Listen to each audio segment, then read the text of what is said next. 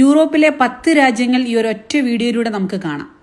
ആദ്യമായിട്ട് നമ്മൾ ഈ കാണുന്ന നഗരം പ്രണയത്തിന്റെ നഗരം, വെളിച്ചത്തിന്റെ നഗരം, കലയുടെ നഗരം, ഫാഷന്റെ നഗരം, ഈ വിശേഷണങ്ങളെല്ലാം ഉള്ള നഗരമാണിത്, പാരീസ്. അതെ, നമ്മളിപ്പോൾ ഉള്ളത് ഫ്രാൻസിലെ പാരീസ് ആണ്. ഈ പാരീസ് വളരെയധികം മനോഹരമായിട്ടുള്ളതും എനിക്ക് ഏറ്റവും ഇഷ്ടപ്പെട്ടതുമായിട്ടുള്ള ഒരു നഗരമാണ് ഈ കാണുന്നത്. നമ്മൾ ആദ്യമായിട്ട് പാരീസിൽ കാണാൻ പോകുന്നത് ഈഫൽ ടവറാണ്. ഈഫൽ ടവറിന് ഒരു വിശേഷണമുണ്ട്. ലോകത്തിലെ ഏറ്റവും കൂടുതൽ ആളുകൾ ടിക്കറ്റ് എടുത്ത് കാണുന്ന സ്ഥലമാണ് ഈ ഒരു ഈഫൽ ടവർ എന്ന് പറയുന്നത്. അപ്പോൾ നമുക്കിവിടെ ഈഫൽ ടവറിന്റെ മുകളിൽ കയറാമായിരുന്നു. അതിന്റെ മുകളിൽ നിന്നുള്ള വ്യൂ കാണാനുള്ള അവസരമുണ്ടായിരുന്നു. അപ്പോൾ നമ്മുടെ ആദ്യത്തെ പാരീസിലെ കാഴ്ച ഈ ഒരു ഈഫൽ ടവറും ഈഫൽ ടവറിന്റെ മുകളിൽ എത്തിയതിനു ശേഷം അവിടെ നിന്നുള്ള ഒരു കാഴ്ചയുമായിരുന്നു. വളരെ മനോഹരമായിട്ടുള്ളൊരു കാഴ്ചയായിരുന്നു. ഈഫൽ ടവർ കഴിഞ്ഞാൽ പാരീസിൽ ഏറ്റവും കൂടുതൽ ആളുകൾ കാണുന്ന മറ്റൊരു സ്ഥലമാണ് മൗണ്ട് മാർട്രയിലുള്ള ഈ ഒരു സാക്രക്കോർ ബസിലിക്ക എന്ന് പറയുന്നത്. അപ്പോൾ ഇതായിരുന്നു നമ്മുടെ രണ്ടാമത്തെ ലൊക്കേഷൻ എന്ന് പറയുന്നത്. സാക്രക്കോറിന് ശേഷം നമ്മൾ കണ്ട സ്ഥലം പാരീസിലെ ഏറ്റവും പ്രസിദ്ധമായിട്ടുള്ള സെയിൻ റിവർ ആയിരുന്നു.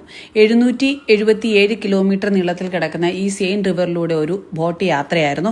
മണിക്കൂറുകളോളം നീണ്ടുന്ന യാത്ര, മനോഹരമായിട്ടുള്ള യാത്ര. ഇതിൽ കൂടെ തന്നെ നമുക്ക് ഈഫൽ ടവറും അങ്ങനെയുള്ള കാഴ്ചകളൊക്കെ കാണാൻ പറ്റുന്നതാണ്. ഇവിടുത്തെ ഏറ്റവും പ്രസിദ്ധമായ ഒരു കാര്യം പറഞ്ഞുതരാം. ഇവിടെ ഈ ഒരു സെയിൻ റിവറിന് കുറുകെ 37 പാലങ്ങളാണുള്ളത്.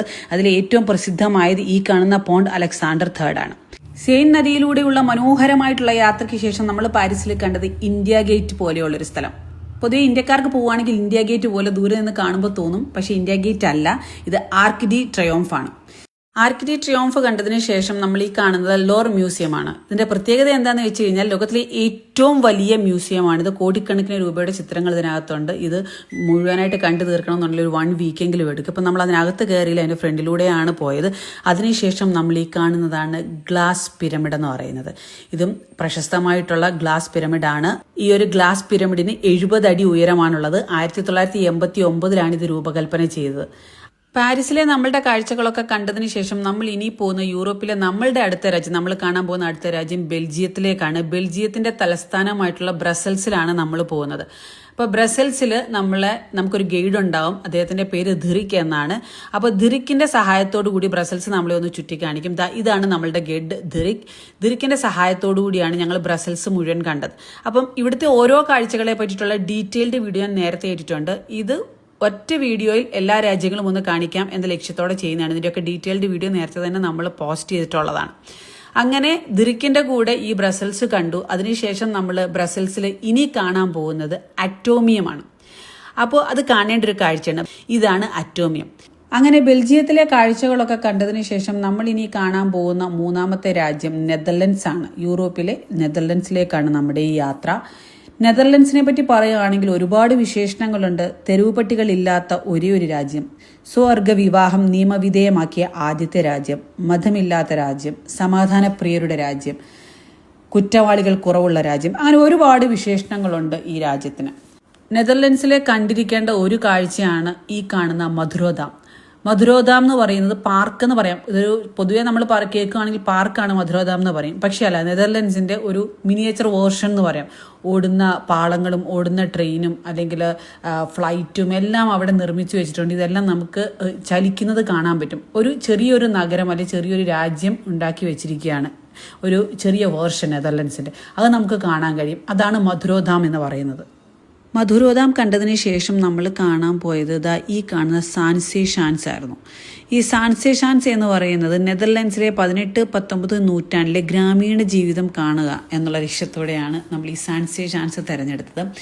ഇവിടുത്തെ ഒരു പ്രധാന അട്രാക്ഷൻ എനിക്ക് തോന്നിയത് പലപ്പോഴും പല സിനിമകളിലും കണ്ട, പല തമിഴാണെങ്കിലും മലയാളം മൂവീസിൽ കണ്ട ചില ലൊക്കേഷനുകൾ, അതുപോലെ ചില നമ്മൾ ഇമേജുകൾ കണ്ടിട്ടുണ്ടാവില്ല, ചില ഫോട്ടോസ് കണ്ടിട്ടുണ്ട്. അത് യാഥാർത്ഥ്യമായതുപോലെയാണ് ഈ ഒരു ഭാഗത്ത് സാൻസെ ഷാൻസിൽ കണ്ടാൽ നമുക്ക് തോന്നുന്നത്.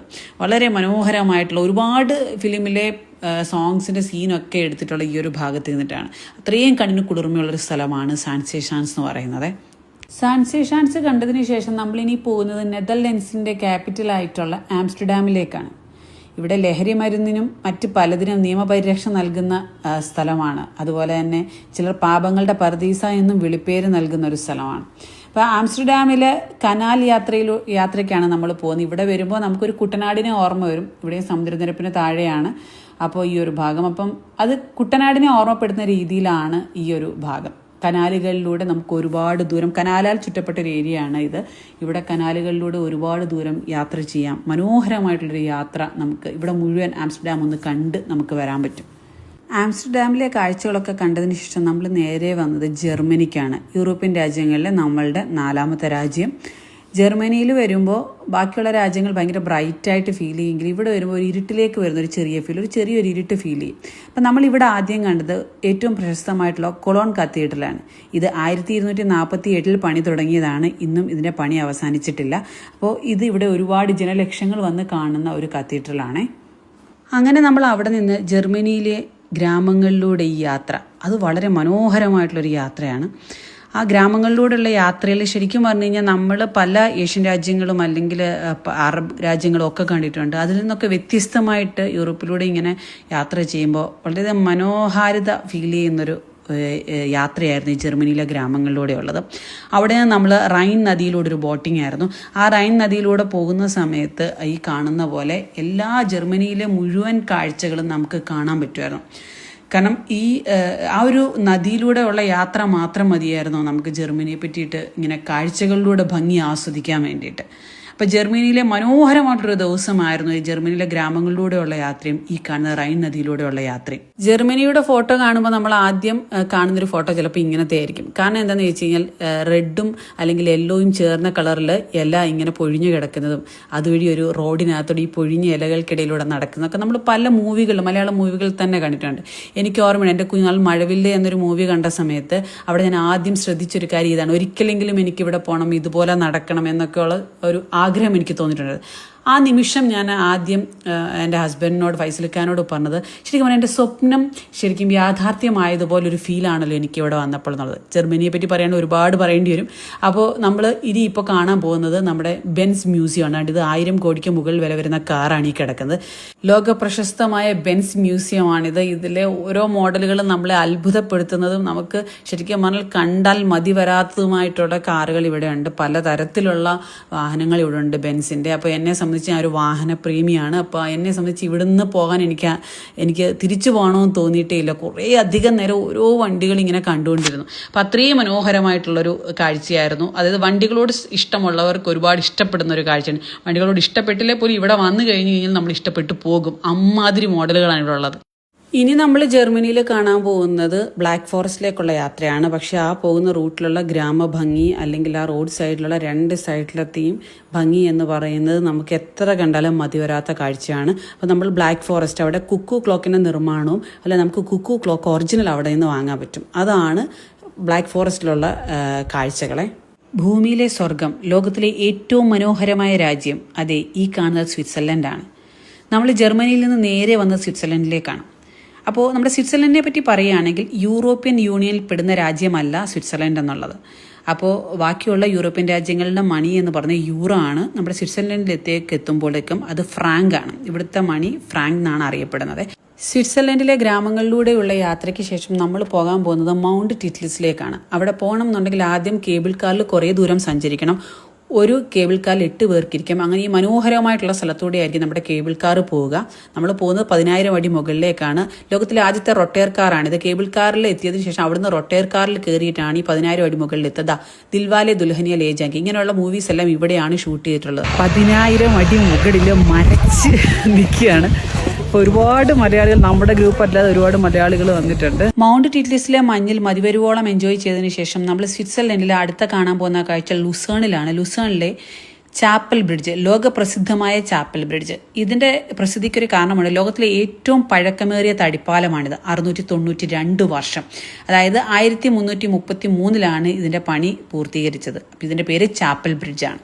നമ്മൾ ചാപ്പൽ ബ്രിഡ്ജിന് ശേഷം കണ്ടത് ഒരു വാട്ടർഫാൾ ആണ്. ഇതെന്ന് പറഞ്ഞു കഴിഞ്ഞാൽ ഇവിടെ ഷെഫോസൺ വാട്ടർഫാൾ എന്നറിയപ്പെടും. അതിമനോഹരമായിട്ടൊരു വാട്ടർഫാൾ ആണ്. യൂറോപ്പിൽ കണ്ടാൽ മതി വരാത്ത, അടുത്ത് പോയി നിന്ന് കഴിഞ്ഞാൽ ഭയങ്കര രസകരമായിട്ടുള്ള ഒരുപാട് ആക്ടിവിറ്റി ചെയ്യാൻ പറ്റുന്ന ഒരു ഏരിയ ആണിത്. ഇത് ഷെഫോസൺ വാട്ടർഫാൾ എന്നാണ് അറിയപ്പെടുന്നത്. ഇത് സ്വിറ്റ്സർലൻഡിൽ നമ്മൾ കണ്ടൊരു കാഴ്ചയാണ്. ഈ കാണുന്ന ഭാഗമൊക്കെ ബോളിവുഡ് ടൂറിന്റെ ഭാഗമാണ്. അതായത് ബോളിവുഡ് ടൂർ, അതിൽ നിന്ന് തന്നെ നിങ്ങൾക്ക് മനസ്സിലാവും ഹിന്ദി സിനിമകൾ ഷൂട്ട് ചെയ്ത ലൊക്കേഷൻ. അപ്പോൾ ഇത് സ്വിറ്റ്സർലൻഡിലെ ബോളിവുഡ് ടൂർ ആണ്. അത് രസകരമാണ്. നമ്മൾ പല ഹിന്ദി മൂവീസിലും കണ്ട ലൊക്കേഷൻ യഥാർത്ഥമായിട്ട് നമുക്ക് നേരിൽ സ്ക്രീനിലല്ലാതെ നേരിൽ കാണാൻ പറ്റുന്ന ഒരു കാഴ്ച. അതാണ് ഇവിടെ സംഭവിക്കുന്നത്. അപ്പോൾ നമുക്ക് സ്വിറ്റ്സർലൻഡ് ഇന്ത്യക്കാരിൽ ഫേമസ് ആക്കിയത് യഷ് ചോപ്രയാണ്. യഷ് ചോപ്രയുടെ മൂവികളിലൂടെയാണ് സ്വിറ്റ്സർലൻഡ് ഇത്രത്തോളം ഫേമസ് ആയത്. അതിന് അദ്ദേഹത്തിനുള്ള ആദരസൂചകമായിട്ട് യഷ് ചോപ്രയുടെ പ്രതിമ ഇവിടെ സ്ഥാപിച്ചിട്ടുണ്ട്.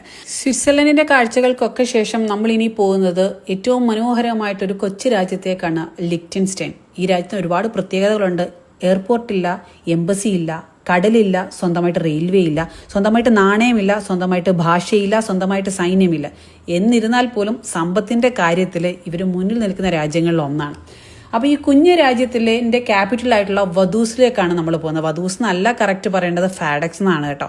വധൂസ് എന്ന് നമ്മൾ പൊതുവേ ആ സ്പെല്ലിംഗ് അങ്ങനെ നമ്മൾ പ്രൊണൗൺസ് ചെയ്യും, പക്ഷെ ഫാഡക്സ് ആണ് കറക്റ്റ് പ്രൊണൗൺസ് ചെയ്യേണ്ടത്.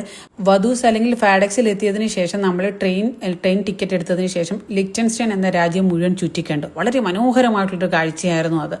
ലിക്റ്റൻസ്റ്റൈൻ എന്ന കുഞ്ഞു രാജ്യത്ത് നിന്ന് നമ്മളിപ്പോൾ പോയിക്കൊണ്ടിരിക്കുന്നത് ഓസ്ട്രിയക്കാണ്. ഓസ്ട്രിയയിലെ ഇൻസ്ബ്രൂക്കിലേക്കാണ് നമ്മുടെ യാത്ര. ഓസ്ട്രിയയിലൂടെയുള്ള യാത്രയിൽ ഓസ്ട്രിയയുടെ ഗ്രാമഭംഗിയും അല്ലെങ്കിൽ സിറ്റിയിലുള്ള ഭംഗിയും ഒക്കെ നമുക്ക് മനസ്സിലാക്കാൻ കഴിഞ്ഞു. അത്രത്തോളം മനോഹരമായിട്ടുള്ളൊരു യൂറോപ്യൻ രാജ്യമാണ് ഓസ്ട്രിയ എന്ന് പറയുന്നത്. അപ്പോൾ നമ്മൾ ഈ വരുന്നത് ഇൻസ്ബ്രൂക്ക്, ഈ കാണുന്ന ഭാഗമാണ് ഇൻസ്ബ്രൂക്ക് എന്ന് പറയുന്നത്. ഇൻസ്ബ്രൂക്കിൽ നമ്മൾ ചരിത്രപ്രസിദ്ധമായ തെരുവ് സെന്റ് തെരേസൻ സ്ട്രാസ് ആണ് ഈ കാണുന്നത്. അതിനുശേഷം നമ്മൾ ഗോൾഡൻ റൂഫ്, ഈ കാണുന്ന ഗോൾഡൻ റൂഫ് കണ്ടു. അതിനുശേഷം നമ്മൾ പോയത് ഈ കാണുന്ന സെന്റ് ജെയിംസ് കത്തീഡ്രൽ കാണാൻ വേണ്ടിയാണ്.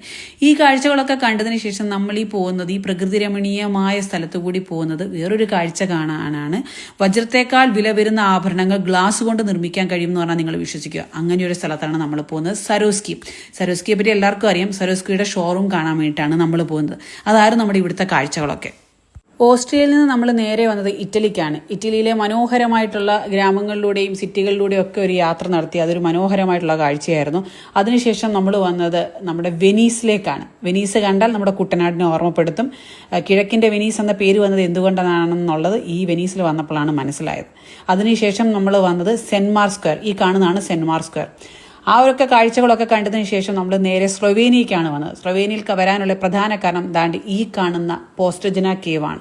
ഈ പോസ്റ്റജന കേവിനെ പറ്റിയിട്ടുള്ള ഡീറ്റെയിൽഡ് വീഡിയോ ഞാൻ നേരത്തെ ഇട്ടിട്ടുണ്ട്. അത് കണ്ടിരിക്കേണ്ടതും അറിഞ്ഞിരിക്കേണ്ടതുമായിട്ടുള്ള ഒരു കേവാണ് പോസ്റ്റജന കേവ്. പോസ്റ്റേന ഗുഹ ഒക്കെ കണ്ടതിന് ശേഷം സ്ലൊവേനിയയിൽ നിന്ന് വീണ്ടും ഇറ്റലിയിലേക്ക് എത്തി. ഇറ്റലിയിൽ എത്തിയതിനു ശേഷം ഗ്രാമങ്ങളിലൂടെയും സിറ്റികളിലൂടെയുമുള്ള ഒരുപാട് യാത്രകൾക്ക് ശേഷം നമ്മൾ ഇന്ന് കാണാൻ പോകുന്നത് പാദുവ പള്ളിയാണ്. അതായത് സെന്റ് ആന്റണീസ് ബെസിലിക്കയാണ് നമ്മൾ കാണാൻ പോകുന്നത്. പാദുവ പള്ളി എന്നും അറിയപ്പെടുന്നു. അതാണ് നിങ്ങൾ ഈ കാണുന്ന പള്ളി, സെന്റ് ആന്റണീസിന്റെ പള്ളി. ഇറ്റലിയിൽ ഇനി ഈ മനോഹരമായിട്ടുള്ള യാത്ര നമ്മൾ ചരിഞ്ഞ ഗോപുരത്തിലേക്കാണ്, ലോക പ്രശസ്തമായിട്ടുള്ള ചരിഞ്ഞ ഗോപുരം. അപ്പോൾ ഈ കാണുന്നതാണ് ലോകാത്ഭുതങ്ങളിൽ ഒന്നായിട്ടുള്ള ചരിഞ്ഞ ഗോപുരം. ചരിഞ്ഞതുകൊണ്ട് മാത്രം ലോക പ്രശസ്തി നേടിയ ഒരേ ഒരു ബിൽഡിംഗ്. ഇറ്റലിയിലെ കാഴ്ചകൾക്ക് ശേഷം നമ്മൾ അടുത്ത രാജ്യമായിട്ടുള്ളത് വത്തിക്കാനാണ്. ലോകത്തിലെ ഏറ്റവും ചെറിയ രാജ്യമായ വത്തിക്കാനിലേക്കാണ് നമ്മൾ വന്നത്. വത്തിക്കാനിലെ ഏറ്റവും വലിയ പ്രത്യേകത എന്താണെന്ന് പറഞ്ഞാൽ വത്തിക്കാൻ ഈ പള്ളി തന്നെയാണ്. ഇതിൻ്റെ ഒരു പ്രത്യേകത എന്താണെന്ന് വെച്ച് കഴിഞ്ഞാൽ ലോകത്തിലെ ഏറ്റവും വലിയ ക്രിസ്ത്യൻ പള്ളിയാണ് ഈ കാണുന്നത്. ഇതായിരുന്നു ഇവിടുത്തെ ഏറ്റവും വലിയൊരു കാഴ്ചയും. നമ്മൾ ഈ പുറത്തു നിന്നും അകത്തു നിന്നും ഒരുപാട് നേരം കണ്ട് ഒരുപാട് കാഴ്ചകൾ മനസ്സിലാക്കിയത് ഇവിടെ നിന്നാണ്. വത്തിക്കാനിലെ കാഴ്ചകൾക്ക് ശേഷം നമ്മൾ വീണ്ടും ഇറ്റലിയിലെത്തി. ഇറ്റലിയിൽ കാണാനുള്ള കാഴ്ച എന്താണെന്ന് വെച്ച് കഴിഞ്ഞാൽ ലോകാത്ഭുതങ്ങളിൽ ഒന്നായിട്ടുള്ള കൊളോസിയം. ഇതിൻ്റെ ഒരു പ്രത്യേകത എന്താണെന്ന് വെച്ച് കഴിഞ്ഞാൽ 10 ലക്ഷം മൃഗങ്ങളും 4 ലക്ഷം മനുഷ്യരും പോരാടി മരിച്ച സ്ഥലം. ഇത് കണ്ടിരിക്കേണ്ട ഒരു സ്ഥലമാണ്. അപ്പോൾ ഇതാണ് കൊളോസിയം എന്ന് പറയുന്നത്. ഇത് ലോകാത്ഭുതങ്ങളിൽ ഒന്നാണ്. അപ്പോൾ ഇതൊരു ചെറിയൊരു വീഡിയോ ആണ്. 10 രാജ്യങ്ങൾ നമ്മൾ ഓടി ഒന്ന് കണ്ടു എന്ന് മാത്രം. ഇതിൻ്റെ ഡീറ്റെയിൽഡ് വീഡിയോ 35 വീഡിയോകളാക്കി ഞാൻ നേരത്തെ ഇട്ടിട്ടുണ്ട്. ആ വീഡിയോകൾ നിങ്ങൾക്ക് കാണാം. ഞാൻ വന്ന ട്രാവൽ കമ്പനിയുടെ നമ്പർ ഞാൻ താഴെ കൊടുത്തേക്കാം. നിങ്ങൾ ഐറ്റിനറി ശ്രദ്ധിച്ചതിന് ശേഷം നിങ്ങൾ കമ്പനിയെ സെലക്ട് ചെയ്യുക. അപ്പോൾ ഞാൻ വന്നത് TTC ട്രാവൽ കമ്പനിയോടൊപ്പമാണ്. അപ്പോൾ 10 രാജ്യം ചെറിയ കുറച്ച് സമയങ്ങളുള്ളിൽ കണ്ടു തീർക്കാൻ ലക്ഷ്യത്തോടെ ചെയ്തൊരു വീഡിയോ ആണ്. Thank you so much.